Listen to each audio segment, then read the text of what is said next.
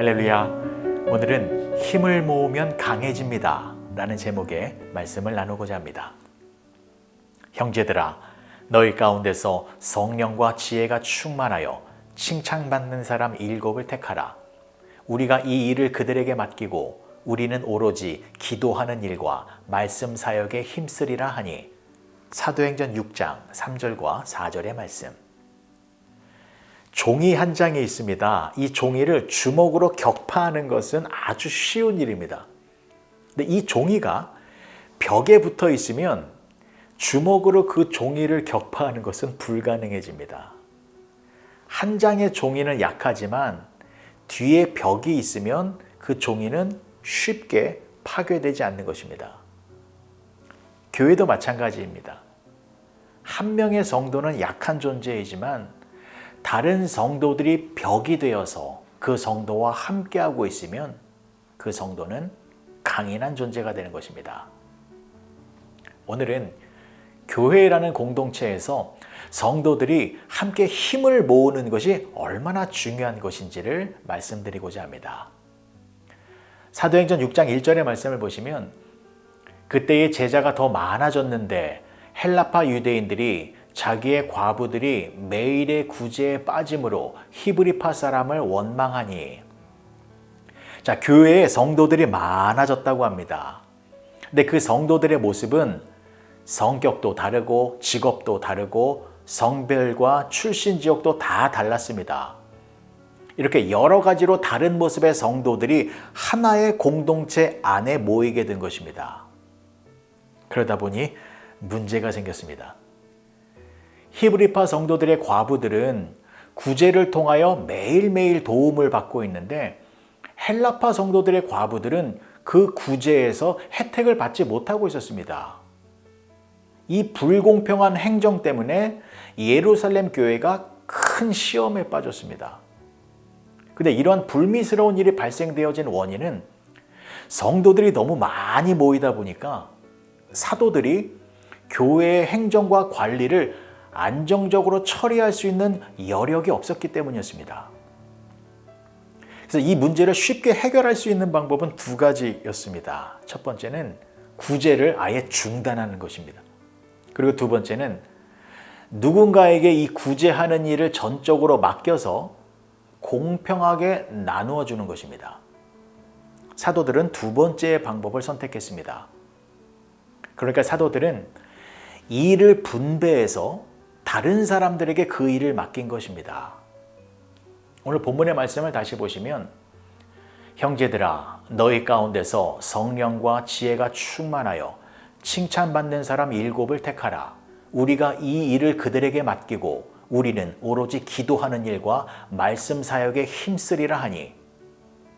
사도들은 기도하는 일과 말씀을 전하는 일에만 전념하고 구제와 봉사하는 일은 집사를 선출해서 그들에게 그 일을 맡기겠다라는 것입니다.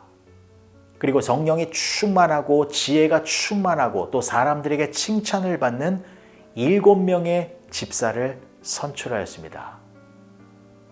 자, 그런데요, 그렇게 7명의 집사를 세우고 난 뒤에 놀라운 일이 벌어졌습니다. 시험에 빠졌던 교회가 다시 안정을 되찾았고 날로 더욱 부흥해 가는 것이었습니다. 성도의 수가 더 많아지고 심지어 제사장의 무리도 하나님의 말씀에 복종하게 되었습니다. 놀라운 일이 발생되어진 것입니다. 여러분, 이것은 무엇을 말하는 것입니까?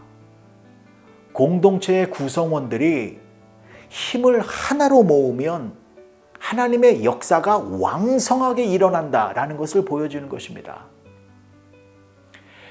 사람들이 모이는 곳에는 늘 갈등이 존재합니다. 부모와 자식 간에도 갈등이 있고 또 친구와 선후배 간에도 갈등이 있습니다. 갈등이 있다는 것은 문제가 있다는 것입니다. 그래서 갈등이 생겼을 때에 그 갈등에 집중하지 아니하고 문제의 원인에 집중해야 합니다. 예루살렘 교회에 문제가 있었습니다. 성도의 수는 많아졌는데 그 수용 능력과 관리 능력이 부족했습니다. 그래서 교회 안에서 갈등이 생겼습니다. 자, 이때 사도들은 갈등에 집중하지 않았고 문제가 생긴 원인에 집중하였습니다. 그래서 사도들은 자신들이 할 수 있는 일과 할 수 없는 일을 구분하였습니다. 그리고 자신들이 할 수 없는 일을 다른 사람들에게 위임하였습니다. 그래서 그렇게 교회에 집사들이 세워지자 그동안에 일어났던 모든 문제가 해결되었고 갈등은 자연스럽게 해소되어진 것입니다. 이처럼 교회는 나누어진 일에 최선을 다하여 함께 힘을 모을 때에 큰 역사가 일어나는 것입니다. 사랑하는 성도 여러분, 2024년 올해의 시간도 서서히 저물어가고 있습니다. 연말을 맞이하는 이 시기에 각 교회들은 여러 가지 행사를 준비하고 있습니다. 크고 작은 행사를 준비하다 보면 시험에 들 수 있습니다.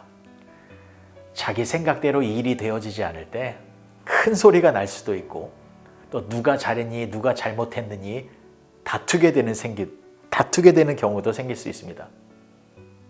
그럴 때 우리는 오늘 본문의 말씀을 꼭 기억해야 합니다. 우리는 함께 일을 하는 법을 배워야 합니다. 함께 일을 하는 것은 내가 손해보는 경험을 많이 해야 하는 것입니다.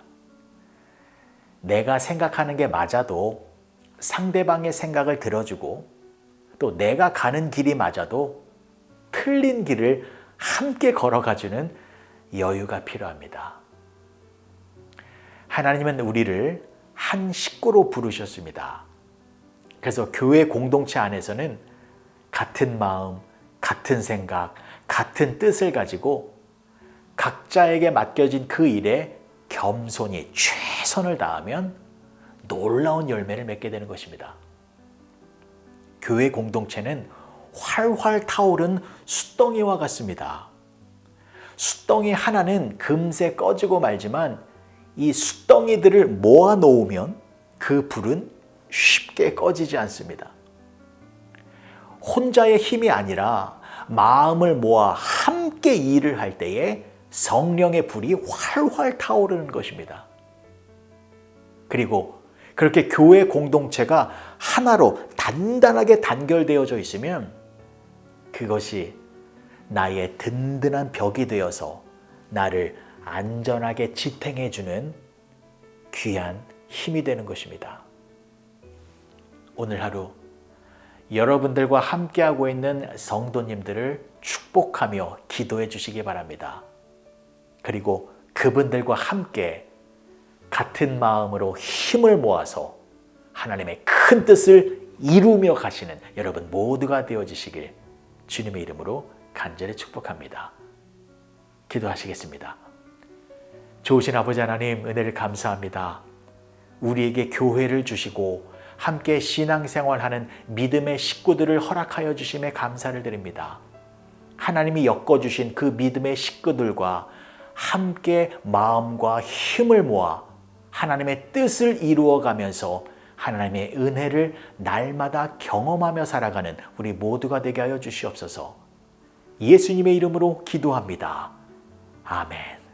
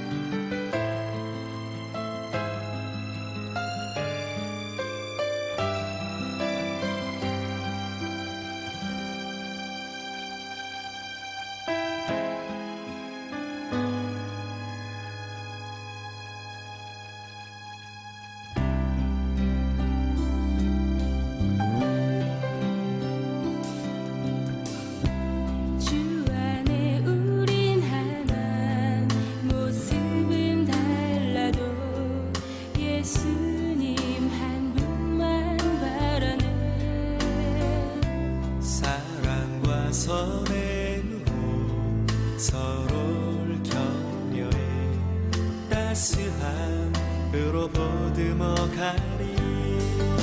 주님 우리 안에 함께 하시니 형제 자매의 기쁨과 슬픔 느끼네.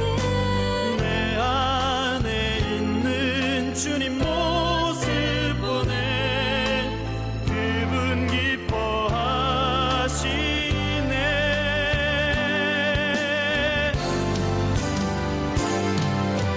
주님을 통해 계획하신 일 부족한 입술로 찬양하게 하시니 주님을 통해 계획하신 일 너를 통해 하실 일 기대해.